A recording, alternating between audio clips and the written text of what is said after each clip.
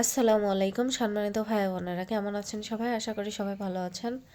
আলহামদুলিল্লাহ, আমি আপনাদের দোয়ায় আল্লাহর অশেষ রহমতে ভালো আছি, দিন সুস্থ আছি। চলে আসলাম জনপ্রিয় একটা রেসিপি। এটা খেতে ভালো লাগে না এমন কেউ নেই। এটা হচ্ছে চিকেন চাপ রেসিপি। খুব সহজে এই রেসিপিটা আমি আপনাদেরকে বানিয়ে দেখাবো। এখানে বড় সাইজের একটা মুরগির 4 ভাগের 1 ভাগ নিয়েছি। মুরগির বুকের অংশ নিয়েছি, প্রায় 700 গ্রামের মতো হবে। আমি সুন্দরভাবে কেটে নিয়েছি সাইজ করে। তো কিভাবে কেটে নিয়েছি দেখেই বুঝতে পেরেছেন। তো চিকেনটা ম্যারিনেট করার জন্য কিছু মশলা নিয়েছি আমি এখানে দেখিয়ে দিচ্ছি। এখানে হচ্ছে বিরিয়ানি মশলা 1 চা চামচ, তারপরে হচ্ছে জিরার গুঁড়া 1.5 চা চামচ, এখানে টেস্টিং সল্ট আছে 1/2 চা চামচ,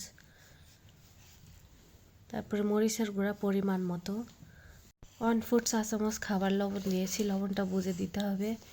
গোলমরিচ গুঁড়ো আছে 1/2 চা চামচ, বিট লবণ আছে 1/2 চা চামচ, আর হচ্ছে ওয়েস্টার সস 1 টেবিল চামচ।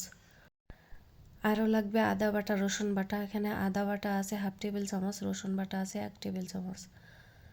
রসুন বাটাটা বেশি দিতে হয়। সয়া সস 1 টেবিল চামচ। চিকেনটাকে কোট করার জন্য আমি এখানে বেসন আর কর্নফ্লাওয়ার নিয়েছি। কর্নফ্লাওয়ার নিয়েছি 1/3 কাপ, বেসন নিয়েছি 1/4 কাপ।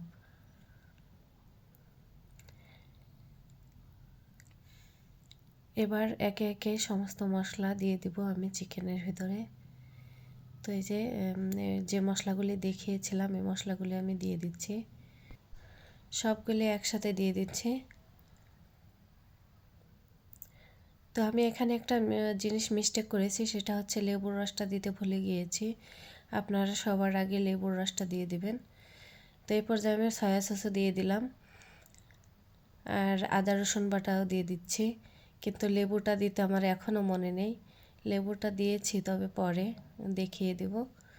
তো এগুলো দিয়ে এবার সরষের তেল পরিমাণ মতো দিয়ে, সরষের তেল এখানে 2 টেবিল চামচ পরিমাণ দিয়েছি। এবার এটাকে ভালো করে মেখে নিচ্ছি। আমার হাতে হ্যান্ড গ্লোভস পরা, আমার হাতটা কেটে গিয়েছে, এই জন্য, এছাড়া আর কোনো কারণ না। হয়তো বলতে পারেন হ্যান্ড গ্লোভস কেন। এই যে লেবুটা আমি এখন দিয়ে দিচ্ছি, লেবুটা আগে দেওয়া উচিত ছিল। তো আমি এখানে 1 টেবিল চামচ পরিমাণ লেবুর রস দিয়েছি। লেবুর রসটা দিলে সুন্দর একটা ফ্লেভার আসে এবং এই চিকেনের যে গন্ধটা সেটা চলে যায়। তো আপনাদের লেবু না থাকলে ভিনেগার দিতে পারেন। চিকেনটাকে কোট করার জন্য আমি বেসন আর কর্নফ্লাওয়ার নিয়ে নিলাম। এবার এটাকে দিয়ে ভালোভাবে কোট করে নেব।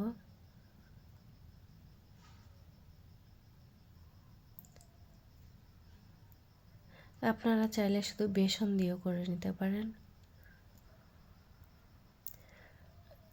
কর্নফ্লাওয়ারটা দিলে হয় কি, আপনার চিকেন চাপটা ক্রিসপি হয়, মুচমুচে হয়, জাস্ট এতটুকুই।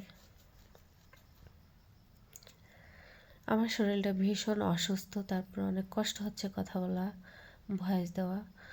তো তারপরে আমি দিয়ে নিচ্ছি। এবার চলে যাচ্ছে চুলায়।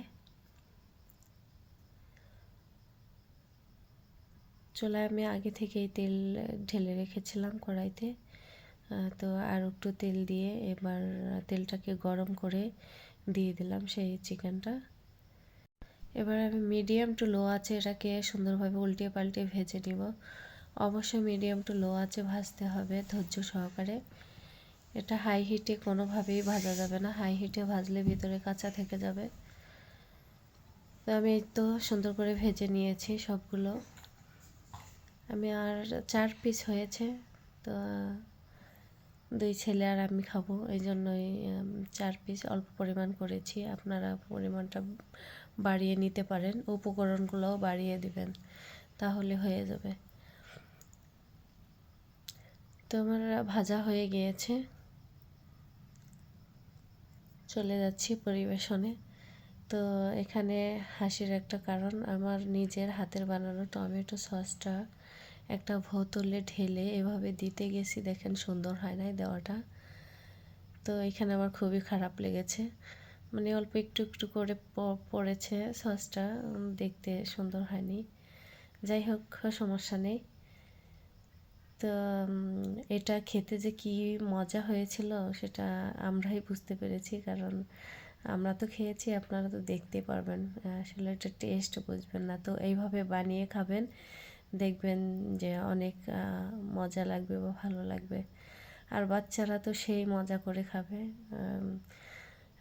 আমার বাচ্চারা কিভাবে খাচ্ছে অবশ্যই দেখে বুঝতে পারতেছেন।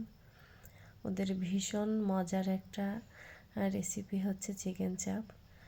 তো মাশাল্লাহ আমার সব রেসিপি ওদের ভালো লাগে, এই জন্য আমি বানিয়ে থাকি সব সময়ের জন্যই।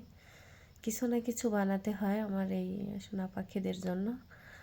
সবাই ভালো থাকবেন, আমাদের জন্য দোয়া করবেন, আর চ্যানেলটা সাবস্ক্রাইব করে বেল বাটনটা অন করে দিবেন, যাতে করে পরবর্তী কোনো ভিডিও ছাড়লে সবার আগে নোটিফিকেশনটা চলে যায় আপনার কাছে।